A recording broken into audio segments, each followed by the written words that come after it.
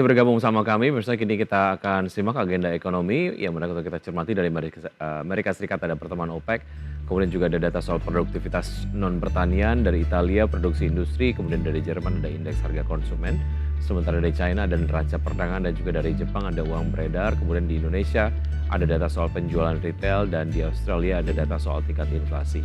Berikutnya adalah agenda emiten 10 Desember 2024. Ya, untuk Jatisen ADCP menggelar RUPS, kemudian SPTO pembayaran dividen tunai interim.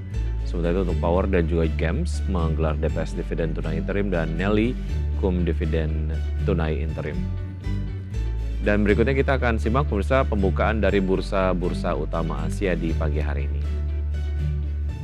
Ya, untuk bursa utama Asia di pagi hari ini kompak buka di zona hijau dengan penguatan 0,41%. Untuk Nikkei di 39.319, untuk STI Singapura dibuka menguat 0,38% di level 3.809. Kemudian untuk Kospi Korea dibuka menguat 2,26% di level 2.413.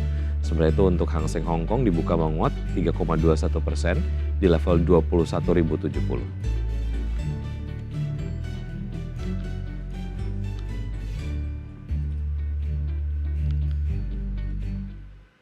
Dan untuk berbincang pagi hari ini sudah tersambung melalui video conference ada Mas Kenji Putra Cahaya, Head of Business Development PT FAC Sekuritas Indonesia. Selamat pagi Mas Kenji.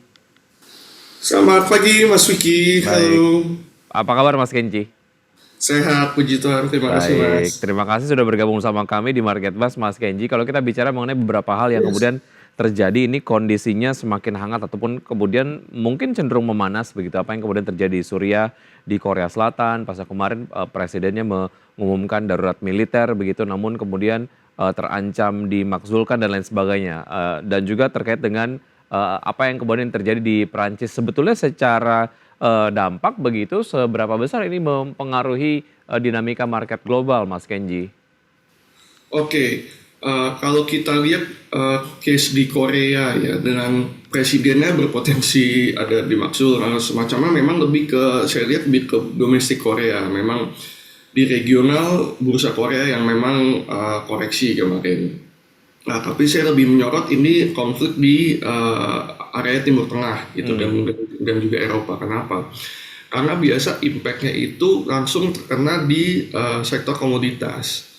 Dan ini volatilitasnya itu bisa mengganggu gangguan rantai pasok dan juga aktivitas ekonomi internasionalnya pasti terganggu biasanya. Nah ini kadang-kadang jadi pisau bermata dua juga.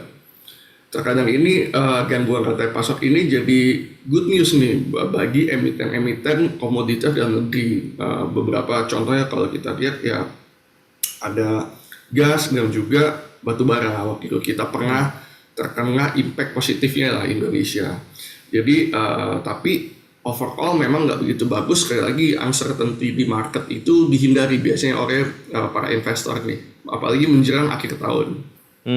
Kalau kita bicara mengenai apa yang terjadi di Timur Tengah, terjadi gangguan di rantai pasok dari minyak sendiri, biasanya minyak akan naik begitu ya. Dan ini kemudian dimanfaatkan sebagai salah satu potensi kemudian untuk bisa memanfaatkan khususnya untuk sektor-sektor tertentu berkaitan dengan energi.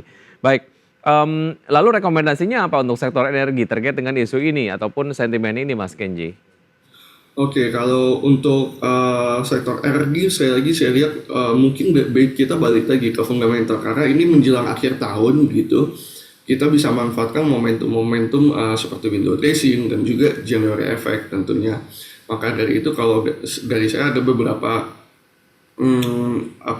opsi saham khususnya dari sektor-sektor energi juga lah. Mungkin dari juga ada. Saya sekali lagi biasanya saya lihat untuk yang posisi fundamentalnya menyentuh, mendekati atau level support atau sudah ada sinyal-sinyal untuk reversal.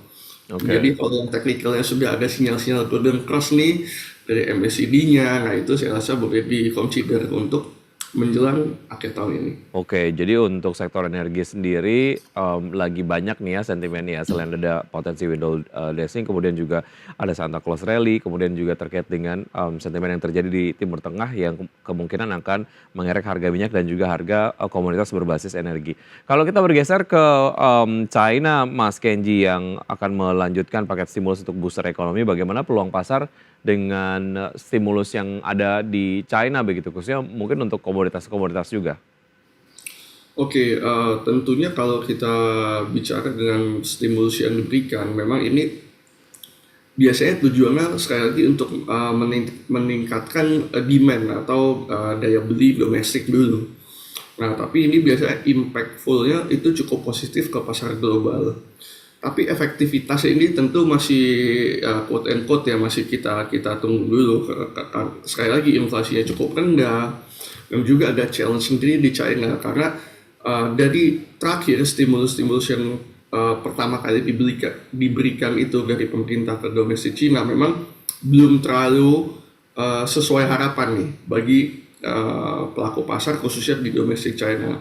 Tentunya kita harus pantau lebih lanjut stimulusnya bagaimana, apakah benar impactful khususnya di sektor properti yang saya garis bawahi begitu, sehingga bisa dikonsider untuk diverse portonya atau kalau bagi teman-teman yang mau masuk dulu ke opsi-opsi saham yang diberikan, saya rasa untuk China belum terlalu signifikan sih impact-nya ke Baik, market domestik kita. karena hantaman di sektor properti di China sendiri sangat, kuat begitu, damage-nya kemudian cukup, signifikan sehingga, efeknya menggurita begitu ya, itu yang kemudian membuat, pelaku Yes. pasar, wait and see lah terkait dengan berbagai macam stimulus yang diberikan oleh pemerintah China sendiri. Oke, semakin dekat dengan keputusan The Fed, apakah kemudian akan menaikkan, kemudian atau menurunkan atau tetap, berada di level sebelumnya begitu ya untuk suku bunga acuan dari The Fed sendiri. Peluang pasar menyikapi ini, menuju tanggal 18 Desember seperti apa, Mas Kenji? Oke, nah memang saya rasa dari proyeksi-proyeksi pelaku pasar dan juga ekonom-ekonom semuanya memprediksi memang akan diturunkan lagi untuk suku bunga dari The Fed gitu Mas Uki.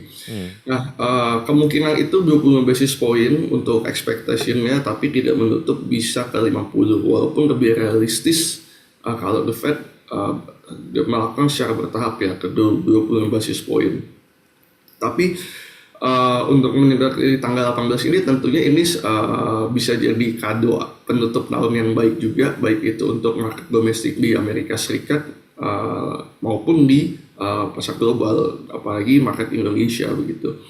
Ini good news, apalagi untuk sektor-sektor finance, emiten finance nih biasanya akan ada stimulus kecil kalau kita lihat sentimen-sentimen positif seperti ini.